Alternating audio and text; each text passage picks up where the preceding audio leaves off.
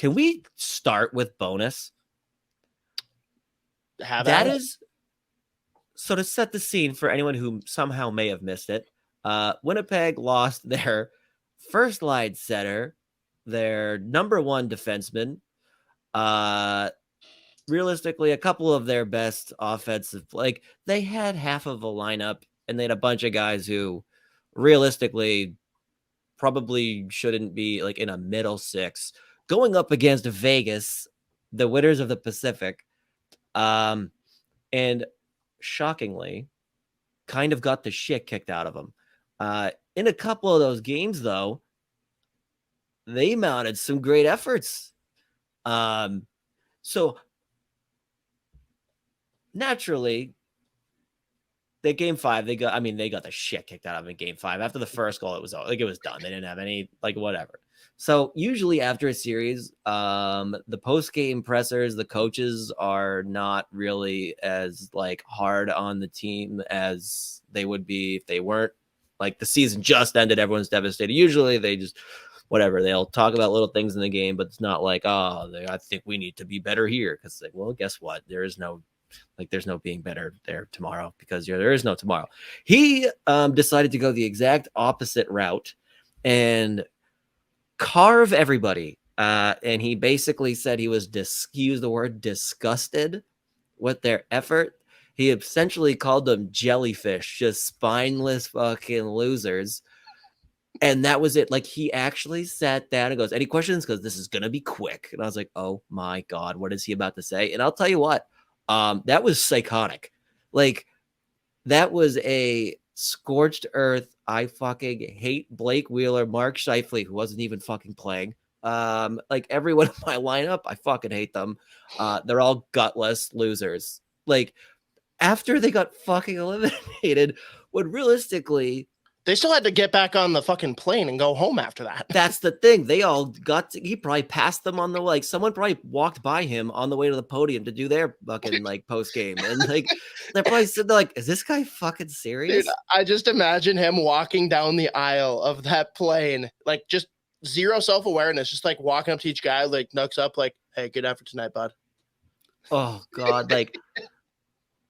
You're fucking he sits on the plane and everyone else is getting on, they're walking by him, and you can imagine hey, what's up, Wheels? Hey, what's up Blake? Good to see you. Great season, man. Nope. But I mean, he said it started from the middle of the year when they just started. I mean, at one point, what are they, first in the fucking division? Fair. And then they bottomed out for sure, but there's a time and a place, and the tone, the word disgusted was bad enough, but the tone and and the fact that he said they're our top guys.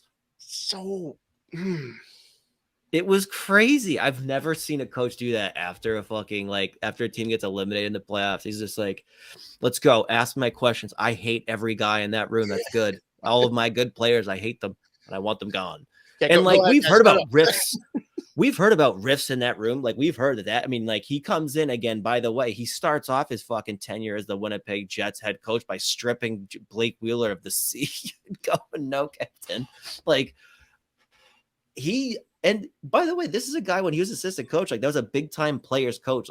All the fucking, when he was a D coach, the guys love him. And he coached Victor Hedman before Victor Hedman became Victor Hedman. And he said, and Hedman's talking about too, Bowness got his trust before he really so they would just talk about non-hockey stuff, and he was a player's coach. Then he goes to Winnipeg and he's just I fucking hate everybody here. So I had to start with that. I mean, have you ever seen a fucking coach do that?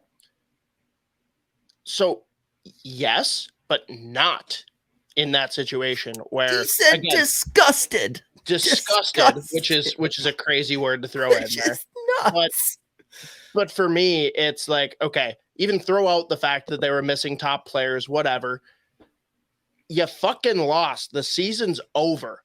That's something you bust out after game 3, getting embarrassed, and it's hey, let me fucking rally the team and see if I can get them to show up next game.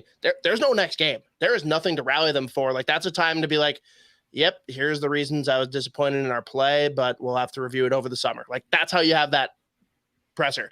Instead, it's Nope. They're all fucking losers. Like, basically, I had the Evison presser that he had about Kalen Addison. It's like, yeah, he's a fucking coward. He's scared out there. He's a little bitch. Like, if I was one of those players, I mean, clearly he's established. Well, Wheeler said it. Wheeler literally was like, yeah, would have preferred that like conversation took place in the room, but it didn't. It was like, yeah, no shit. So, I mean, again, I wonder, I mean, I think the writing was on the wall before, like, I mean, realistically, before the season, there's going to be, I mean, that's going to be a different fucking team next year from the top. Like, I can't see Blake Wheeler going back there next year. They're going to have to fucking move some other pieces because I don't know who's taking Blake Wheeler at 8.25 for another, couple of years. I don't even know how many years got left. Is it just one? Yeah. That's not as bad then. No, that's pretty manageable. Scheifele, and if you'll retain, like, people will pay for that. Yeah. I mean, Merrick was mentioning like he wonders about Philly and Boston. I'm like, Jesus Christ, not now, Merrick. Stop doing that. And like,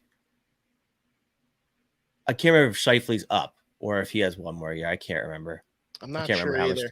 I don't know, whatever. But Dubois is like on his fucking way to Winnipeg when he first got traded there. He's like, I can't wait to go here, get my stock up so I can go to Montreal. So like, he's gone soon. I wonder if a team takes a flyer because I think he's got a year left and then he's an RFA. I wonder if someone's like, yeah, we'll do a year of PLD. It's 1 or 2. Yeah. 1 maybe. But yeah, I wonder if teams are going to be like, yeah, I'll do 1 year of PLD. That guy's a stud. He is a stud. He's just like, clearly something's a little bit off with him as a dude. Yeah. Like, I'm not going out to dinner with him, but like, I'll have him be my center. Sure. Yeah. And if they want to go scorched earth, I mean, can you imagine what a fucking Hellebuck did? Like, well, he's out for sure. Cause he's flat out said, like, I am not going to be part of a rebuild. I don't have many years left and I want to win a fucking cup. So there's going to be a different fucking team. But more importantly, what wouldn't you trade for Nikolai Ehlers? I love that guy. He's a stud. Obsessed. He's unbelievable, dude. And the fact that like there was one point when he first came back this season, they had him on the 4th line. I was like, are you fucking kidding me? And Bowness is up here. I can't put my finger on it. I don't know why we're losing. He also was like, he returns to this series with like half of his brain.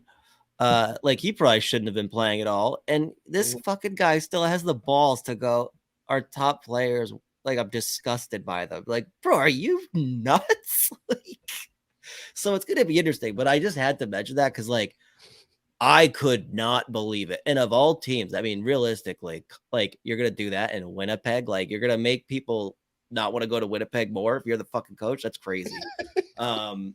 Like, Jesus, that was, I just couldn't believe it, dude. Like, because again, they're missing half their team.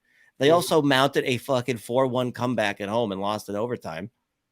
Like, they did not back down. The first 2 games, like, that was a series. Like, if they stayed healthy, I think Winnipeg could have potentially upset Vegas. Yeah. Obviously, it didn't come even close to being that way, but I mean, it's just never mind. It really felt like a reaction in Game 5 more than anything. Like, because again, the second that goal went in, a minute into the first period, it was like, yeah, no, okay,